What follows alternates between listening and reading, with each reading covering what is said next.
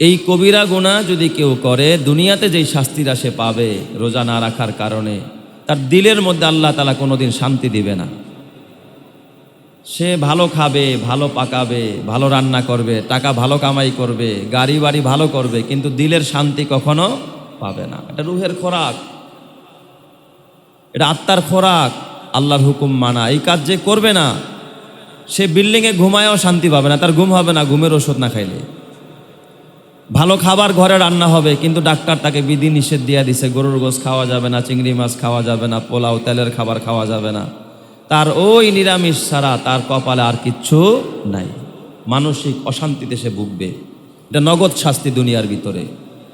মানসিক অশান্তিতে সে ভুগবে, চেহারার নূর নষ্ট হয়ে যাবে। সে প্রত্যেকটা পদে পদে, প্রত্যেকটা ধাপে ধাপে সে বাধার সম্মুখীন হবে। একটা মানুষ দেখবেন ভালো ঘরে থাকে না, ভালো খাইতেও পারে না, কিন্তু তার জীবনটা ফুরফুরা, হাসি খুশি, সবসময় আনন্দতে থাকে, পিছুটান নাই। আরেকটা মানুষ টাকার অভাব নাই, সম্পদের অভাব নাই, খাবারের অভাব নাই, মাগার দিলের ভিতরে কি নাই? শান্তি নাই, প্রশান্তি নাই। আল্লাহ এই শান্তি নামক নিয়ামত এটা কি করে আনিবে? উঠায়া নিয়ে যা। আল্লাহ শান্তি দিবে না তাকে, যারা এত বড় অপরাধটা করবে রোজা না রাখা। এই জন্য রোজা না রাখার অপরাধ অনেক বড় অপরাধ, কবিরা গুনাহ, মারাত্মক গুনাহ। এই জন্য দুনিয়াতে আপনি শান্তি পাবেন না যদি আপনি রোজা ছেড়ে দেন। সামান্য অজুহাত, সামান্য একটু অজুহাত আপনি রোজা ছেড়ে দিলেন যে কেমনি একটা দিন না খায়া থাকবো, আপনি শরীরের সুস্থতাও পাবেন না, সুস্থতা বোধ করবেন না। যারা রোজা রাখে দেখবেন অন্য মাসে কাজে যতটা নাশাত আগ্রহ না পায়, রোজা রাখা তারা কাজের প্রতি অতটা আগ্রহ আর নাশাত পায়। ঠিক না ভাই? ঠিক, ভালো লাগে, শরীরটা হালকা হালকা লাগে, কাজ করে মজা পাওয়া যায়। আমি নিজেও কাজ করে মজা পাই। অন্য সময় মনে হয় যেন শরীর ভারী হয়ে গেছে, উঠতে পারি না, বসতে পারি না, কিন্তু রমজান মাস আলহামদুলিল্লাহ শরীর ফুরফুরা। সুবহানাল্লাহ জোরে কোন সবাই। এটা করে দেয় কে? আল্লাহ। আর যে রোজা রাখবে না, তার শরীরের মধ্যে নাশাত আসবে না, ফুরফুরা মেজাজ আসবে না, সে কাজের মধ্যে আনন্দ পাবে না, করবে একেবারে কোনো রকম ঠেকে, কোনো রকম মনে হয় যেন ঠেকে গেছে, এই জন্য করতেছে। এই জন্য আল্লাহ তাআলা আমাদেরকে এখনো পর্যন্ত যেই রোজাগুলো আছে এগুলো রেখে যেন আল্লাহর কাছে তওবা করে ক্ষমা পাইতে পারে, আল্লাহ তৌফিক দান করুক। সবাই বলি আমিন। 2 নাম্বার, যারা রোজা রাখবে না, রোজা ইচ্ছাকৃত ছেড়ে দিবে অথবা রোজা ভেঙে ফেলবে, তাদের ব্যাপারে দ্বিতীয় শাস্তি হলো আল্লাহর পক্ষ থেকে তাদের উপরে লানত, অভিশাপ। জিবরাইলের পক্ষ থেকেও তাদের উপর অভিশাপ। শুধু আল্লাহর জিবরাইল না, নবী মুহাম্মদুর রাসূলুল্লাহ সাল্লাল্লাহু আলাইহি ওয়াসাল্লামও এই যারা রোজা রাখে না, যারা রোজা ছেড়ে দেয়, ইচ্ছাকৃত রোজা ছাড়ে, তাদের উপর আল্লাহর রসুল পর্যন্ত অভিশাপ করে, গজবের বদদোয়া করে। জোরে কর নাউজুবিল্লাহি মিন যালিক। যেই নবী দয়ার নবী, মায়ার নবী, এই রমজান মাস পাইল কিন্তু রোজা রাইখা আল্লাহর কাছ থেকে রহমত নিতে পারল না, রোজা রাখতে পারল না, আল্লাহর হুকুম মানতে পারল না। যখন আল্লাহ তাআলা রোজা রাখার জন্য কত সুন্দর পরিবেশ আল্লাহ করে দিল, যে শয়তান তোরে বাধা দেয়, যা আমি শয়তানকে আটকায়া দিলাম। জাহান্নাম তোর ভয় হয়, যা বান্দা রোজা রাখবি, তোর সম্মানে আমি জাহান্নামের দরজা বন্ধ করে দিলাম। জাহান্নাম ভয় লাগে, বান্দা জান্নাতের আশা হয়, যা তোর জন্য জান্নাতের গেটগুলো আমি খুলে দিলাম। হে বান্দা, একটা নফল কাজ করবি, একটা ফরজের সওয়াব দিব, একটা ফরজ আদায় করবি, 70টা ফরজের সওয়াব দিব। এত কিছু ব্যবস্থাপনা তোর জন্য বান্দা, শুধু একটাই তোর কাজ, তুই রমজানের রোজাগুলো রাখ, আমার হুকুমগুলো পালন কর, আমার পক্ষ থেকে তোর উপরে রহমত বৃষ্টির মতো ঝরঝর ঝরঝর করে নাজিল হইতে থাকবে। সুবহানাল্লাহ। আর রোজা রাখবি না, তোর উপরে লানত, গজব আসবে। জিবরাইল আমিন রাসূলুল্লাহ সাল্লাল্লাহু আলাইহি ওয়াসাল্লামের কাছে আসলেন, আয়েশা বদদোয়া করলেন যে যারা রমজানের রোজা পাইলো কিন্তু রোজা রাখলো না, রহমতের মাস পায়াও রহমতকে ধরতে পারলো না, নাজাতের মাস পায়াও নাজাত কামাই করতে পারলো না, মাগফিরাতের মাস পায়াও মাগফিরাত অর্জন করতে পারলো না, ওদের উপর আল্লাহর লানত, ওদের উপর আল্লাহর গজব।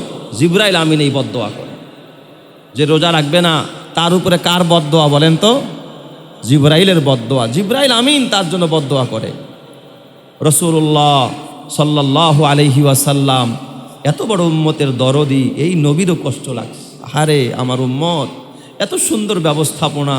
আর এই বছরের রমজান কতটা ঠান্ডা, সারাদিন পরে ইফতারির সময় পানি পান না করলেও মনে চায় না যে আরো এক গ্লাস পানি খাই। একটা সময় যে পানির কতটা চাহিদা ছিল, এখন কি সেই চাহিদা আছে? নাই। কোনো কষ্ট হচ্ছে না রোজা রাখতে, কোনো কষ্ট নাই, আমার মনে হয় বিন্দু পরিমাণ কষ্ট নাই। এরপরও যারা গরিমসি করে অলসতা করে রোজা রাখে না, তাদের উপরে আল্লাহর লানত, জিবরাইলের লানত, নবী মুহাম্মদুর রাসূলুল্লাহর লানত। জিবরাইল যখন এই কথা বললেন, নবীজি বলেন আমিন, হে আল্লাহ তুমি কবুল করো, যারা রোজা রাখে না ওদেরকে গজব দাও। নাউজুবিল্লাহ, জোরে কোন সবাই। তাহলে নবী পর্যন্ত তাদের জন্য গজবের বদদোয়া করে, যে রোজা রাখেন নাই তার উপরে গজব। এটা আমার কথা না, এটা রসুলের কথা, এটা জিবরাইলের কথা। যে রোজা রাখে না তার উপর আল্লাহর কি বলেন? গজব। আজকে তওবা করেন, এখানে বসে তওবা করেন যে আল্লাহর জীবনে কোনোদিন রোজা ছাড়বো না। আল্লাহ তুমি তৌফিক দাও, জোরে কান আমিন। 3 নম্বরের শাস্তি, আল্লাহর রসুল সাল্লাল্লাহু আলাইহি ওয়াসাল্লাম হাদিসে পাকে ইরশাদ করেন, নবীর স্বপ্ন এটাও ওহী। নবী আলাইহিস সালাম একদিন ঘুমিয়ে আছেন, ঘুমের ঘরে স্বপ্নে দেখতেছেন হজরতে জিবরাইল আমিন এবং আরও একজন ফেরেশতা নবী আলাইহিস সালামের 2 পাশের 2 বাজু 2 ডানা ধরলেন, ঘুমের মধ্যে নবীকে ধইরা নিয়ে গেলেন। দুর্গম এক পাহাড়ি এলাকায় নবীজিকে নিয়ে গেলেন, বিশাল পাহাড়। নবীজিকে বলেন উপরে উঠেন। নবীজি বলছে আমি এত উপরে কিভাবে উঠবো? তো জিবরাইল ফেরেশতা, 2 ফেরেশতা তাকে ধরে পাহাড়ের উপর উঠাইয়া দিলেন। নবীজি আশ্চর্য হয়ে গেলেন, দুর্গম গিরি, এই পাহাড়ি এলাকা, দুর্গম পাহাড়ের ভিতরে আমাকে নিয়ে আসলো। নবীজি যেটা ঘুমের মধ্যে স্বপ্নে দেখতেছেন, হঠাৎ দেখলেন সেখানে ওঠার পরে চিল্লি চেঁচামেচি, আত্মচিৎকার, রক্ষার জন্য চিৎকার করতেছে মানুষ, কান্নাকাটি করতেছে। এক বিভীষিকাময় কান্নার আওয়াজ নবীজির কানে আসলো। নবীজি জিজ্ঞাসা করেন, ভাই জিবরাইল, এরা কারা? এখানে কারা কাঁদতেছে, এইভাবে চিৎকার চেঁচামেচি করতেছে, এইভাবে কান্নাকাটি করতেছে, এরা কারা? জিবরাইল আলাইহিস সালাতু ওয়াস সালাম বললেন, এরা জাহান্নামীরা। জাহান্নামের ভিতরে এরা আত্মরক্ষার জন্য, বাঁচার জন্য এইভাবে করে আত্মচিৎকার করতেছে, তারা বাঁচার জন্য এইভাবে করে আকুতি জানাচ্ছে, মিনতি জানাচ্ছে। জিবরাইল আমিন ইতিমধ্যে রসুলকে বললেন, হুজুর আপনি আরও উপরে উঠেন।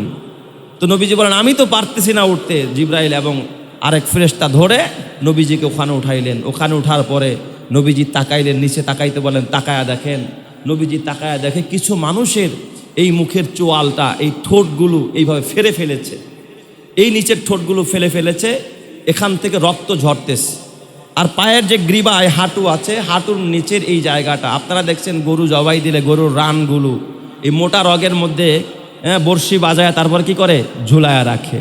খাসি জবাই দেওয়ার পরে পিছনের পায়ের মধ্যে বেঁধে মাথাটা নিচে দেয়, আর গলা কাটা থেকে কি বের হয়? ফোটায় ফোটায় রক্ত বের হয়, রক্ত ঝরতে থাকে।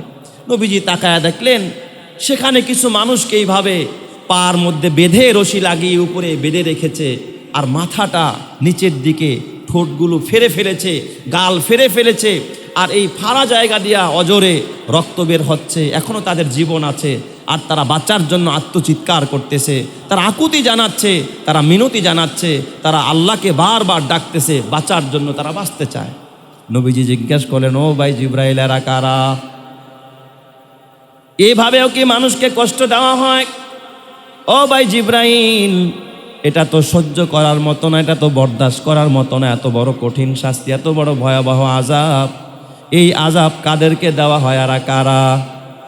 হযরতে জিবরাইল আমিন ডাক দিয়া বললেন, ইয়া রাসূলুল্লাহ, ইয়া হাবিবাল্লাহ, এরা তো আপনার উম্মত, আপনার উম্মতের ওই সমস্ত মানুষকে এই শাস্তি দেওয়া হচ্ছে। কয় কারা? কয় যারা রমজান মাস পাইল, কিন্তু রমজান মাস পায়াও এই মুখের খাবার থেকে মুখটাকে বিরত রাখতে পারে নাই, তারা রোজা রাখে নাই। রোজা না রাইখা ইফতারির আগেই তারা খানা খেয়ে নিয়েছে। রোজা না রাইখা তারা দিনের বেলায় চায়ের দোকানে পর্দা দিয়া চা খাইছে, সিগারেট খাইছে। রোজাদারকেও কষ্ট দিয়েছে, নিজেরাও রোজা রাখে নাই, আরেকজনকেও কষ্ট দিয়েছে। নিজেরা অন্যায় করেছে, আরেকজনকেও অন্যায় কাজ করতে উদ্বুদ্ধ করেছে। এই নাফরমানিগুলো তারা করেছে, যেই জবান দিয়া তারা ওই দিনের বেলায় রোজা না রাইখা এই রকমের আহার গ্রহণ করেছে, পানীয় গ্রহণ করেছে, খাবার গ্রহণ করেছে। আজকে তাদেরকে এত কঠিন শাস্তি দেওয়া হচ্ছে কবরের ভিতরে। এরা যখন জাহান্নামের ভিতরে যাবে, এর চাইতে আরো কঠিন ভয়াবহ শাস্তি এদের জন্য অপেক্ষা করতেছে। চিৎকার মেরে কন্যা নাউজুবিল্লাহ। তো এটা হলো রোজা না রাখার ভয়াবহ শাস্তি। এই জন্য আমার বাবা ও যুবক ভাই, তোমার হাতে পায়ে ধরা বলা যায়, এই রমজান মাস পাইলা, যদি তুমি এত বড় নিয়ামত পাইয়া, এত সুন্দর পরিবেশ পাইয়া, আল্লাহর পক্ষ থেকে এত বড় বড় অফার পাইয়া, এত বড় বড় সুসংবাদ পাইয়া, তারপরেও যদি তুমি রোজা রাখতে না পারো, তোমার মতো হতভাগা নাদান আর কম বক্ত এই জমিনের মধ্যে আর দ্বিতীয় কেউ হতে পারে না। কথা ঠিক কিনা? এই জন্য আমরা আর যেই কয়টা দিন রোজা আছে ইনশাল্লাহ রোজা ছাড়বো না। রাজি আছি তো সবাই ইনশাল্লাহ? আল্লাহ তুমি আমার সবাইকে কবুল করো, সকলেই বলি আমিন। আমার বাবা জান্নাতের দুয়ারগুলো খুলে দেয় কে? আল্লাহ। এটা কি রোজা রাখলে না না রাখলে? রমজান মাসে যে পর্দা দিয়া খায় তার জন্য কিসের দরজা খুলে দেয়? এই মিয়া কেমনে খুলে? জাহান্নামের দরজাও তো বন্ধ। তার মানে ও গুনাহ করলেও সাথে সাথে জাহান্নামে যাবে না। কত সার, কত সার, আল্লাহর কত দয়া। এই জন্য আগেই বলছিলাম রমজান মাস রহমতের মাস, দয়ার মাস। আল্লাহু আকবার। এই জন্য আমার বাবা জাহান্নামের দরজা বন্ধ, জান্নাতের দুয়ার খোলা। এত বড় পুরস্কার পায়াও যারা রমজানের রোজা রাখবে না, তার মতো হতভাগা কোনোদিন জমিনে হইতে পারে না। কয়টা গেছে? 8টা নম্বরের পুরস্কার। আর 10 নম্বর খেয়াল করেন, 9 নম্বরের পুরস্কার। আল্লাহর নবী বলে রোজাদার যখন রোজা রাখে, দেখবেন বাবা রোজা রাখলে মানুষ যখন সারাদিন না খায়া থাকে, মুখে কিন্তু তার এক ধরনের একটা বাসনা হয়, হয় না? এটা কিন্তু বাবা দুর্গন্ধ, ওটা না। না খাওয়ার যে একটা ঘ্রাণ আছে মুখে, না খাইতে খাইতে ভিতর থেকে একটা অ্যান্টিঅক্সিডেন্ট বের হয়, এটার দ্বারা এক ধরনের তার মুখের থেকে এক ধরনের না খাওয়ার একটা কি হয়, একটা ঘ্রাণ আছে। আল্লাহর রাসূল বলেন রোজাদার যখন না খাইতে খাইতে সারাদিন, আসরের সময় দেখবেন, জোহরের পরে দেখবেন, না খাইতে খাইতে মুখ থেকে একটা সেন্ট বের হয়, একটা ঘ্রাণ বের হয়।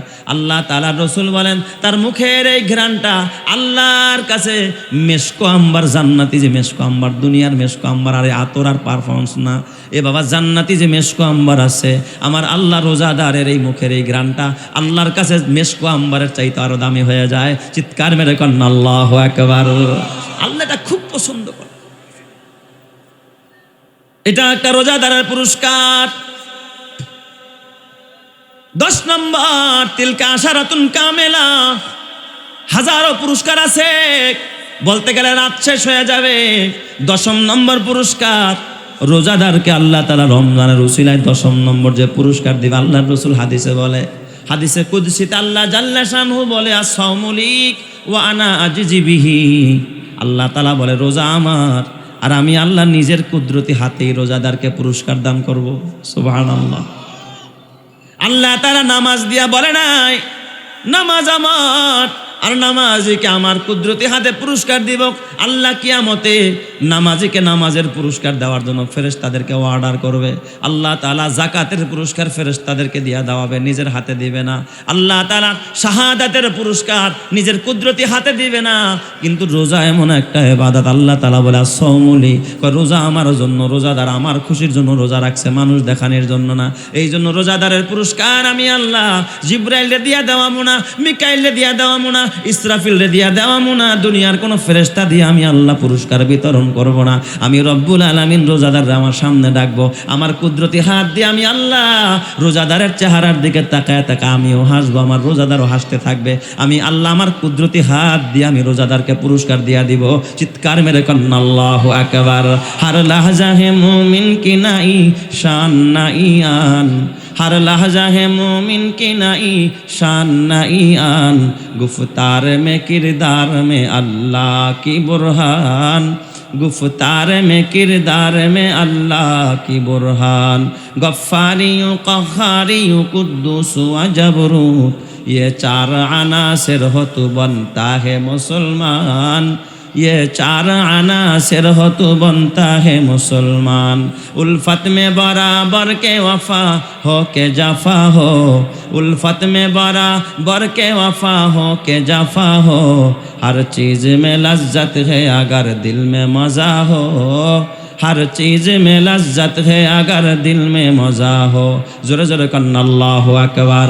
ला इलाहा इल्लल्लाह, ज़ोरे লা ইলাহা ইল্লাল্লাহ। গাড়ি চলে না ড্রাইভার সারা, বিমান চলে না পাইলট সারা, মানুষ বাঁচে না রুহু সারা, পৃথিবী চলে না আল্লাহ সারা। লা ইলাহা ইল্লাল্লাহ, জোরে লা ইলাহা, লা ইলাহা ইল্লাল্লাহু মুহাম্মাদুর রাসূলুল্লাহ সাল্লাল্লাহু আলাইহি ওয়াসাল্লাম।